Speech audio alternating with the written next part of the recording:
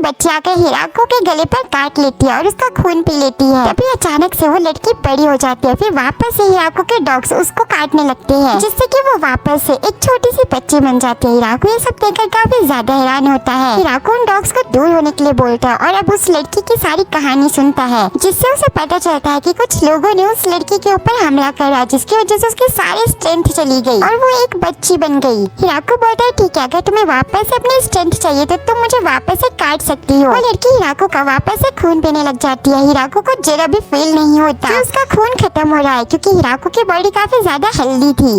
अब खून पीने के बाद वो लड़की वापस से बड़ी बन जाती है। हिराको उस लड़की को अब अपना फार्म दिखाने के लिए जाता है। वो लड़की कहती है मैंने आज से पहले ऐसा कुछ कभी नहीं देखा। हिराको उसको एक टमाटर तोड़ के देता है खाने के लिए। वो खाकर वो लड़की को काफी पसंद आता है। वो बोलती मैंने आज से पहले ऐसी कोई भी चीज नहीं खाई और तुमने ये सब काफी अच्छे तरीके से उगाया है। अपनी तारीफ सुन के हिराको काफी ज्यादा खुश हो जाता है। तो इसके बाद हम रात का सीन देखते हैं, जहाँ पर वो लड़की अपनी मैजिक पावर्स की मदद से कुछ नोट कर रही होती है कि आज उसने क्या क्या सीखा। दरअसल इस लड़की का नाम लू होता है और ये एक वैम्पायर होती है। वो लड़की बताती है कि मैं इस फॉरेस्ट में मेडिकल प्लांट्स के बारे में रिसर्च करने के लिए आई थी, बट मेरे सामना नॉबल्स हो गया और उन लोगों ने मेरे ऊपर हमला कर दिया। हिराको बोलता है क्या तुम मैजिक यूज कर सकती हो? लू बोलती है तुम भी तो मैजिक यूज कर सकते हो, क्योंकि जिस तरीके से तुम फार्मिंग करने के लिए उन टूल्स का यूज कर रहे थे वो भी तो एक मैजिक ही है। हिराको बोलता है हाँ शायद तुमने सही कहा। तभी हिराको उस लड़की के बारे में सोचने लग जाता है और बोलता है शायद मैं इस लड़की से दोबारा मिल ना पाऊँ, तो मेरे पास यही मौका है। ये बोलकर हिराको लू से बोलता है क्या तुम यहाँ पर रह सकती हो? कहती है हाँ मैं कुछ दिनों के लिए यहाँ पर रह सकती हूँ, जब तक कि मेरी रिसर्च खत्म नहीं हो जाती। हिराको कहता है नहीं, मैं चाहता हूँ कि तुम यहाँ पर हमेशा के लिए रह जाओ। लू थोड़ा सा शर्मा जाती है और बोलती है ये तुम कैसी बात कर रहे हो? क्या तुम्हें नहीं पता कि मेरे पीछे लोग पड़े हुए हैं और मैं एक वैम्पायर हूँ? हिराको बोलता है मुझे इस चीज से फर्क नहीं पड़ता। दरअसल मैं अकेले रहने के लिए इस फॉरेस्ट में आया,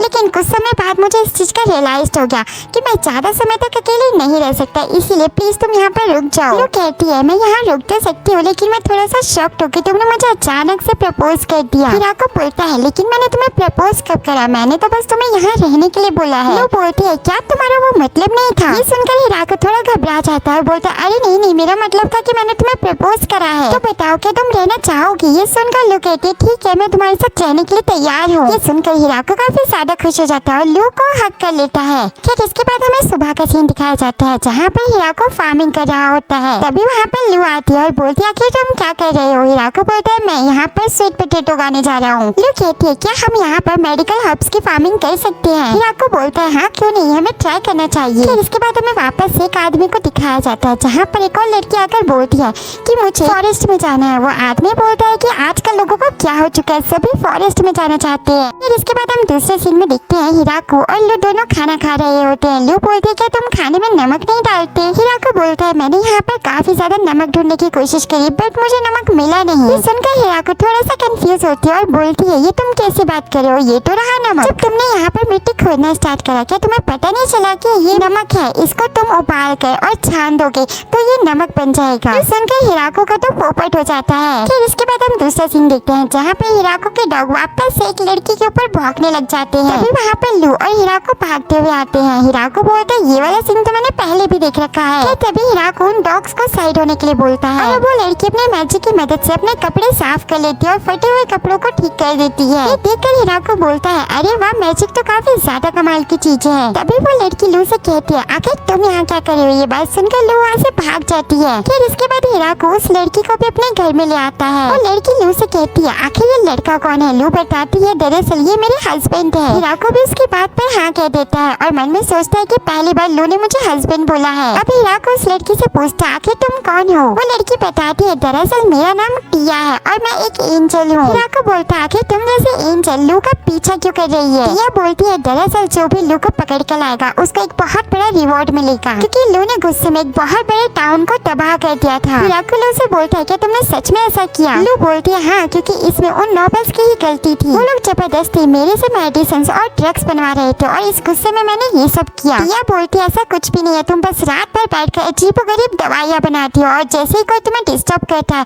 तो तुम वो पूरी सिटी ही डिस्ट्रॉय कर देती हो। लू बताती है खैर जो भी हो, लेकिन टिया ही वो लड़की है जिसकी वजह से मैं भाग रही थी और यहाँ पर पहुँच गई। और अब वो टिया से कहती है क्यों ना तुम भी हमारे साथ यहीं पर रुक जाओ, मैं अब तुमको काफी सारी अच्छी अच्छी चीजें दिखाने वाली हूँ। टिया काफी ज्यादा कंफ्यूज होती है और बोलती है ठीक है तुम मुझे दिखा सकती हो। इसके बाद हिराकू और लू टिया को वेजिटेबल्स के खेतों में ले जाते हैं और फिर फ्रूट्स के बागीचे को दिखाते हैं और फिर उसे स्पाइडर ज़ाबूटन को दिखाते हैं, जिसको देखकर टिया तो काफी ज्यादा डर जाती है। फिर इसके बाद लू टिया से बोलती है चलो तुम हमारे साथ खेतों में काम करवाओ। ये सुनकर टिया बोलती है क्या तुम मेरे से खेती बाड़ी करवाना चाहते हो? कहती है हाँ क्यों नहीं। इसके बाद ये तीनों मिलकर काफी सारी वेजिटेबल्स को हार्वेस्ट कर लेते हैं। अब रात हो चुकी है। टिया एक स्ट्रॉबेरी को खाती है जो कि उसको बहुत ज्यादा पसंद आती है। वो बोलती है सच में खुद से सब्जी और फल उगाकर खाना बहुत ज्यादा स्वादिष्ट लगता है। हिराकू बोलता है ठीक है तो अब से तुम भी हमारे साथ रहोगी और हमारे कामों में मदद करोगी। इसके बाद हम देखते हैं काफी समय बीत जाता है और अब टिया भी इनके साथ रहने लगी है और इनके साथ काफी सारे काम करने लगी है। फिर एक बार टिया हिराकू के पास आती है और बोलती है कि मैं कुछ दिनों के लिए वापस जाना चाहती हूँ। हिराकू थोड़ा सा डर जाता है और बोलता है क्या तुम हमेशा के लिए जा रही हो? टिया बोलती है नहीं नहीं ऐसा कुछ भी नहीं है, मैं बस कुछ दिनों के लिए जा रही हूँ और फिर मैं वापस आ जाऊंगी। इसके बाद वो वहाँ से चली जाती है। इसके बाद हमें कुछ दिन बाद का सीन दिखाया जाता है जहाँ पे टिया भी अब वापस आ जाती है और अपने साथ कुछ एल्फ को लेकर आती है। वो हिराकू से बोलती है क्या ये लोग भी हमारे साथ यहाँ पर रह सकते हैं? दरअसल ये लोग एक साउथ वेस्ट की तरफ एक विलेज है वहाँ पर रहा करते थे, लेकिन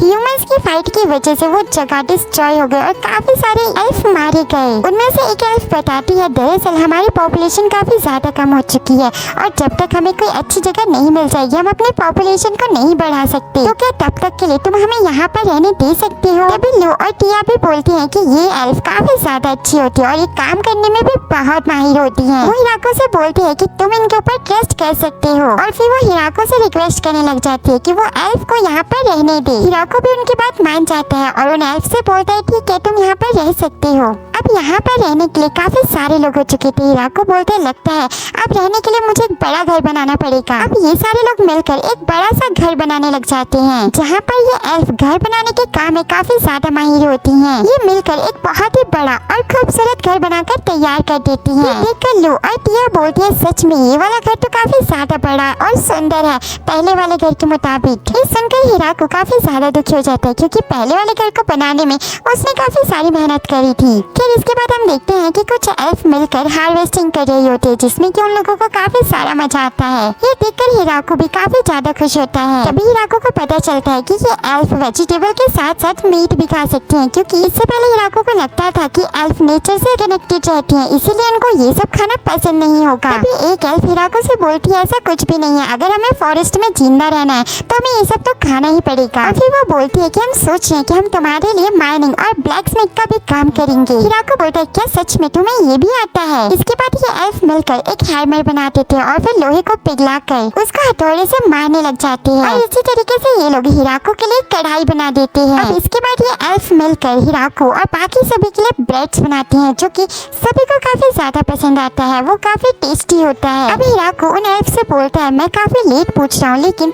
ये जिस जगह पर हम रह रहे हैं ये किसी की है तो नहीं ना, यानी कि यहाँ का कोई ओनर तो नहीं है ना? लू कहती है वैसे तो ये जगह किसी की नहीं है, लेकिन अगर ये जगह नहीं है तो ये पक्का डीमन लॉर्ड के अंडर में आती होगी। ये सुनकर हिराकू काफी ज्यादा डर जाता है। वो बोलता है क्या डीमन लॉर्ड, कहीं वो मेरे से गुस्सा न हो जाए कि मैंने उनसे बिना पूछे यहाँ पर ये सारी चीजें लगा दी। लू कहती है अच्छा ठीक है ये बताओ जब तुमने ये जगह बनाई थी तो किसी ने तुम्हारी हेल्प तो नहीं की थी ना? हिराकू कहता है नहीं ऐसा तो नहीं है, मैंने अकेले ही ये जगह बनाई है। लू कहती है अच्छा फिर ठीक है, इसका मतलब कि तुम इस जगह के मालिक होगे। ये सुनकर हिराकू थोड़ा रिलीफ फील करता है। फिर इसके बाद हम नेक्स्ट सीन देखते हैं जहाँ पर ज़ाबूटन अपने साथ एक बहुत बड़ी मधुमक्खी को लेकर आता है। ये देखकर हिराकू बोलता है ज़ाबूटन क्या तुम इसे खाने वाले हो? लेकिन ज़ाबूटन मना कर देता है। हिराकू बोलता है ये मधुमक्खी काटने के मूड में तो नहीं लग रही, शायद ये मधुमक्खी हमारे साथ रह सकती है। इसके बाद हिराकू उस मधुमक्खी के लिए घर बना देता है जहाँ पर वो मधुमक्खी अपने साथियों के साथ मिलकर एक बहुत बड़ा छत्ता भी बना देती है। हिराकू बोलता है बस क्वीन मधुमक्खी का साइज बहुत बड़ा है, बाकी सारी अपने नॉर्मल साइज में है। फिर इसके बाद हम देखते हैं हिराकू एक बहुत बड़ा गड्ढा बना देता है। लिया उससे पूछती है कि आखिर तुम इसका क्या करने वाले हो?